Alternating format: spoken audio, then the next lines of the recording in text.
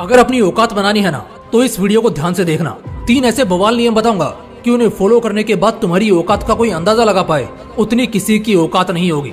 अच्छा, अभी मैं आपसे एक सवाल पूछने वाला हूँ जिसका जवाब आपको देना है, लेकिन पहले ये सुनो। पता है इस पूरी दुनिया में 2 तरह के लोग होंगे और ये हर कोने में मिलेंगे। एक वो होंगे जिनका मजाक बनाना आम होगा, जिनको गाली देना, जिन पर गुस्सा करना, जिन पर चिल्लाना बहुत आसान होगा, जिनको कोई इज्जत नहीं देगा। ऐसे लोगों को कोई 2 कौड़ी का भाव भी देता नहीं दिखेगा। ऐसे लोग बस नाम के लिए होते हैं, बाकी इनके होने या ना होने से किसी को घंटा फर्क नहीं पड़ता। इनकी संख्या 80% से भी ज्यादा है। वहीं दूसरी तरफ एक दूसरे तरह का आदमी मिलेगा आपको, जिसका मजाक बनाना तो दूर, जमाना उसके सामने गलत बात करने से भी कांपेगा। जिस पर गुस्सा करना तो बहुत दूर की बात है, कोई आंखों में आंखें डालकर बात करने की भी हिम्मत नहीं करेगा। एक ऐसा इंसान जिसको अपनी बात मनवाने के लिए किसी के तलवे चाटने की जरूरत नहीं होती। वो कुछ शब्द बोलेगा और फुल एंड फाइनल हो जाएगा। लोग उसके पीठ पीछे भला जो बोल लें, लेकिन उसके सामने आने मात्र से वो खड़े होकर उसे इज्जत देंगे। मगर अफसोस ऐसे लोगों की संख्या बहुत कम ही है। अच्छा, तो अब बताओ मुझे क्या फर्क है इन दोनों तरह के लोगों के बीच में, जो एक को दुनिया पूछती तक नहीं तो दूसरे को पूछती है। एक को बेइज्जत करने से पहले एक बार भी नहीं सोचना पड़ता, जबकि दूसरे के सामने एक बात रखने से पहले भी 10 बार सोचकर बोलना पड़ता है, क्योंकि वो यही डर में होते हैं कि कहीं उनके बोले गए शब्द उन्हीं पर भारी ना पड़ जाएं। तो क्या आप मुझे बता सकते हो क्या फर्क है इन दोनों ही तरह के लोगों में? मैं बताता हूँ, औकात का फर्क है। जी हाँ, बस एक चीज का फर्क है और वो है औकात। अब ये औकात कैसे बनाई जाती है उसके 3 नियम जानने से पहले आपको कुछ बवाल किस्से सुनाता हूँ जो आपके अंदर आग लगा देंगे। एक लड़का जो कभी ढाबे पर खाना खाने जाता था और जब वो उठकर हाथ बेसिन में धोने जाता तो दूसरे कस्टमर्स उसको, ओए छोटू चल टेबल साफ कर और प्लेट उठा ले, उसे ऐसा बोलते क्योंकि वो उस वक्त एकदम हड्डी सा दिखने वाला काला कलूटा सा लड़का था जिसके जेब में 50 रुपए भी नहीं होते थे। आज वही लड़का 3.5 करोड़ की तो सिर्फ घड़ी पहनता है और आज जब इंडियन टीम के लिए मैदान में उतरता है तो पूरा देश उसका नाम चीखता है। इनफैक्ट एक बार जब वो और उसके पिता एक फंक्शन में गए थे तो वहाँ सदी के सबसे बड़े महानायक अमिताभ बच्चन भी आए थे। उस लड़के के पिता अमिताभ बच्चन के बचपन से ही बहुत बड़े फैन थे। उस पार्टी के बीच खुद अमिताभ बच्चन ने उस लड़के के पिता को कहा, आप बहुत भाग्यशाली हैं कि आपके घर ऐसा बेटा हुआ है, मैं खुद इनका बहुत बड़ा फैन हूँ। एक बाप के लिए इससे गर्व की बात क्या होगी कि जिस इंसान के वो खुद बचपन से इतने बड़े फैन रहे हैं वो खुद आकर उन्हें कहता है कि मैं आपके बेटे का फैन हूँ। दोस्तों, वो दुबला पतला सा और काला कलोटा सा लड़का और कोई नहीं,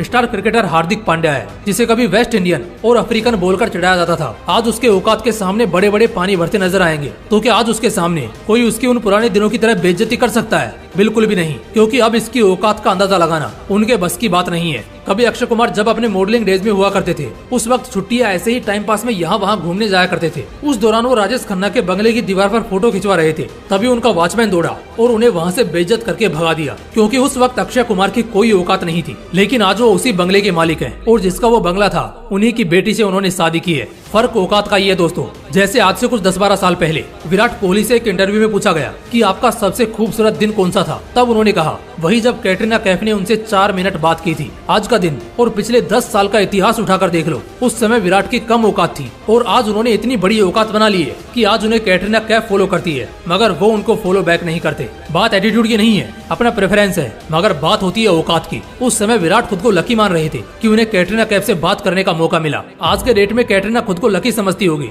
कि कभी उन्हें विराट से बात करने का मौका मिला था। और ये बात खुद कमेंट्स में ऑडियंस ने ही लिखी है जब विराट का वो पुराना इंटरव्यू निकला था, और इन कमेंट्स को मैंने खुद पढ़ा है। तो आओ दोस्तों, अब जानते हैं कि कैसे अपनी औकात बनाते हैं। अभी मैं आपको अपनी औकात बनाने के 3 बवाल नियम बताने वाला हूँ, तो ध्यान से सुनना। रूल नंबर 1, महान काम करो। औकात बनती कब है जानते हो? औकात तब बनती है जब आदमी कोई महान काम करता है। ऐसे बेरोजगारों और निकम्मों की तरह दिन के 12-12 बजे तक बिस्तर पर पड़े रहने से औकात नहीं बनती मेरे दोस्त। बोल बच्चन करने से या बड़ी डेंगे हाँकने से औकात नहीं बनती। जॉनी लीवर को सदी का सबसे बड़ा कॉमेडियन माना गया है, लेकिन शुरुआती दिनों में उस शख्स ने सड़कों पर 50 पैसे के लिए पेन तक बेचा है। फुटपाथ पर पेन बेचने से लेकर हर घर तक अपनी पहचान बनाने और महलों में राज करने तक का सफर इतना आसान नहीं था। औकात कभी एक नौकर की थी तो आज वही औकात बादशाहों वाली है। कभी रूम का रेंट न भर पाने की वजह से घर से निकाला गया शख्स जिसने कई रातें बाहर प्लेटफॉर्म पर सोकर गुजारी, वो बंदा अपने बेहतरीन काम और टैलेंट के दम पर पूरे देश में मशहूर होता है और बॉलीवुड की फिल्मों में क्या जबरदस्त काम करता दिखाई देता है। दोस्तों, उस शख्स को हम नवाजुद्दीन सिद्दीकी के रूप में जानते हैं। आसान नहीं होता फर्श से अर्श तक की औकात बनाना,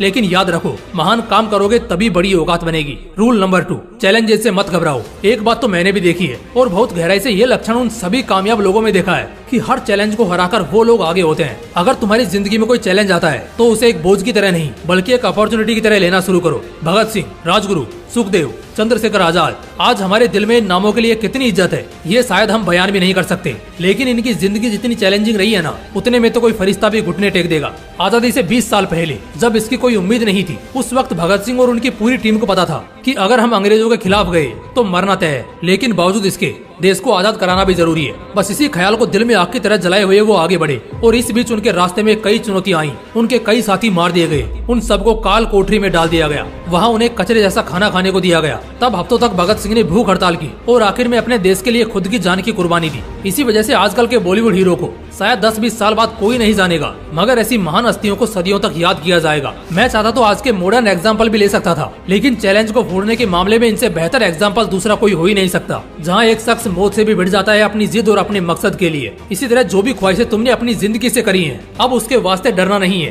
रास्ते में आई चाहे लाखों चुनौती, पीछे हटना नहीं है। रूल नंबर 3, विनिंग माइंडसेट पैदा करो। यार देखो, चाहे खेल कितना भी शानदार खेल लो, अगर जीतोगे नहीं तो बहुत जल्द भुला दिए जाओगे। औकात उनकी बनती है जो जीतना जानते हैं। हर एक चीज में जीता जाता है। तुम्हारा फील्ड अलग हो सकता है, हालात अलग हो सकते हैं, लोग, जगह, गली, मोहल्ला, शहर, नाम, पहचान, ये सब अलग हो सकता है, मगर मानसिकता एक ही होनी चाहिए और वो है जीतने की मानसिकता। अगर किसी काम को कर रहे हो तो उसे हल्के में बिल्कुल मत करना। जिंदगी के हर मोड़ पर सिर्फ और सिर्फ जीतने के बारे में सोचना। इंसान को जीतना आना चाहिए। 1 या 2 बार की हार अलग बात है, मगर 10 बार हार के 1 बार जीतना ये गलत बात है। औकात बनती उसी की है जो जीतता है। पहले के योद्धा दूसरे पक्ष से लड़ते थे तो सिर्फ एक मकसद से कि उनका राजा जीतना चाहिए, क्योंकि उन्हें भी पता है इस लड़ाई में जो हारा वो हमेशा के लिए दूसरे पक्ष के कब्जे में चला जाएगा या उसका गुलाम बन जाएगा। याद रखना, इतिहास सिर्फ विजेताओं का होता है। जो हारते हैं उन्हें कोई नहीं याद करना चाहता, ना कोई उनसे सीखना चाहता है। किसी भी इतिहास की दमदार कहानी उठाकर पढ़ लो। किसी ने अपनी जिंदगी में कुछ बड़ा जीता है तभी उसे लिखा गया है, उसको सम्मानित किया गया है और अभी भी हमेशा के लिए याद किया जाएगा।